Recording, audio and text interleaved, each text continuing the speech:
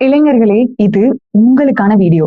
இந்தியால இருக்கிற இளைஞர்கள் மேல இவர் அளவுக்கு வேற யாராலையுமே இவ்ளோ நம்பிக்கை வைக்கவே முடியாது. அது வேற யாரும் இல்ல, சுவாமி விவேகானந்தர் அவர்கள். ஆமாங்க. அவரோட பர்த்டே தான் இன்னைக்கு. அவரோட பர்த்டேவ தான் நம்ம எல்லாரும் இளைஞர்கள் தினமா செலிப்ரேட் பண்றோம். இந்த பர்த்டே அன்னைக்கு அவர் சொன்ன சில விஷயங்கள உங்ககிட்ட ஷேர் பண்றேன். ட்ரஸ்ட் மீ, நீங்க இப்போ இருக்கிறத விட இந்த வீடியோவோட எண்ட்ல இன்னும் கொஞ்சம் அட்லீஸ்ட் 1% ஆவது இன்னும் கொஞ்சம் கிளியராவும், கான்பிடென்டாவும், ஸ்ட்ராங்காவும் மாறுவீங்க. Trust me. விவேகானந்தருடைய வாழ்க்கையில நடந்த ஒரு சின்ன நிகழ்வை மட்டும் நான் உங்ககிட்ட ஷேர் பண்றேன். விவேகானந்தருடைய குரு ராமகிருஷ்ண பரமஹம்சர். விவேகானந்தர் ஒரு நாள் ரொம்ப சோகமா இருந்தாரு. அப்போ பரமஹம்சர் கேட்டாரு, என்னாச்சு உனக்கு அப்படின்னு கேட்டும்போது விவேகானந்தர் சொன்னாரு, இந்த மாதிரி என்னுடைய பங்காளிகள் எங்களுடைய சொத்துக்கள் எல்லாம் எடுத்துக்கிட்டாங்க. குடும்பமே ரொம்ப வறுமையில இருக்கு.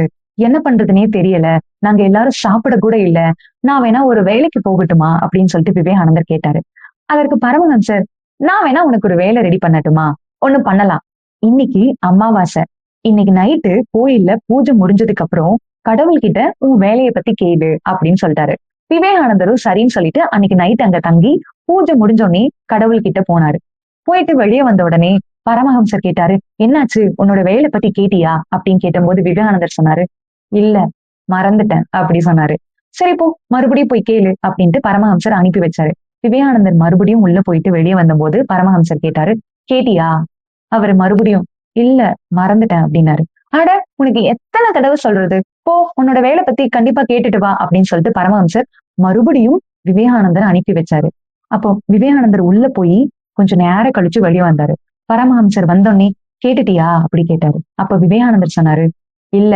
என்ன மறந்துட்டியா அப்படின்னு அவர் கேட்டப்போ இல்ல அப்படி. அப்புறம் ஏன் கேட்கல அப்படி கேட்டாரு. அதுக்கு விவேகானந்தர் சொன்னாரு, எல்லா ஆற்றல்களையும் உடைய பேராற்றல் கொண்ட மாபெரும் சக்தி கொண்ட இந்த கடவுள் கிட்ட போய் அற்ப உணவுக்காக வேலை வேணும்னு கேட்க எனக்கு தோணல அப்படி சொன்னாரு. பரமஹம்சர் சொன்னாரு, இதுல என்ன இருக்கு, வேலைதானே கேட்டிருக்கலாமே அப்படி கேட்டாரு. அதுக்கு விவேகானந்தர் சொன்னாரு, இந்த உலகத்தவே இயக்கக்கூடிய அளவுக்கு எல்லா ஆற்றல்களையும் கொடுத்துதான் அந்த கடவுள் என்ன படைச்சிருக்காங்க, நம்ம எல்லாரையுமே படைச்சிருக்காங்க. அவங்க கிட்ட போய் இந்த சின்ன விஷயம் முடியல அப்படின்னு எனக்கு கேட்க தோணல அப்படி சொன்னாரு. உடனே பரமஹம்சர் அவரை கட்டி தழுவி, நீதான் உண்மையான ஞானி அப்படின்னு சொன்னாரு.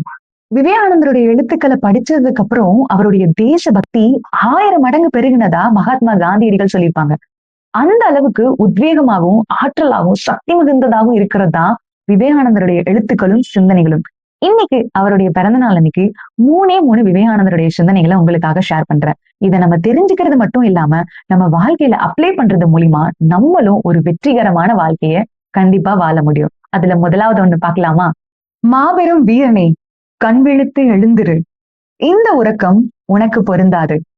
விழித்துக்கொள், எழுந்து நில். இந்த உறக்கம் உனக்கு ஏற்றதல்ல.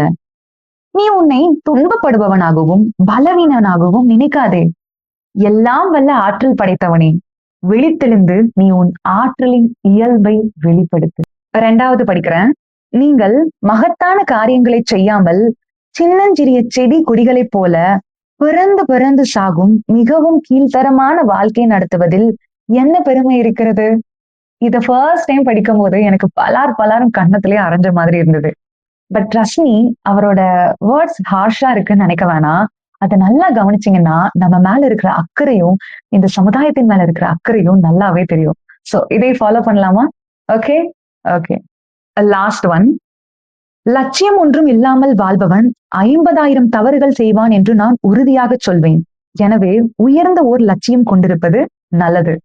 அதனால நம்மளோட லட்சியம் எல்லாம் ஒரு ஜாப், ஒரு சேலரி அப்படின்னு முடிஞ்சு போயிடாம நம்மளுடைய திறமையாலும் நம்மளுடைய ஒர்க்காலும் நம்மளுக்கும் நம்ம ஃபேமிலிக்கும் நம்ம ஃப்ரெண்ட்ஸுக்கும் இந்த சொசைட்டிக்கும் நல்ல பெரிய மாற்றத்தை கொண்டு வரதா இருக்கணும்னு சொல்றாரு. அதனால விவேகானந்தருடைய சிந்தனைகள் நிறைய இருந்தாலும் தெரிஞ்சுக்கிறது முக்கியம் இல்ல. நம்ம இந்த 3 தெரிஞ்சுக்கிட்டாலும் அட்லீஸ்ட் இதுல உங்களுக்கு பிடிச்ச 1வது ஃபாலோ பண்ணி உங்க லைஃப்ல ஒரு சின்ன நல்ல மாற்றத்தை கொண்டு வாங்க. நன்றி.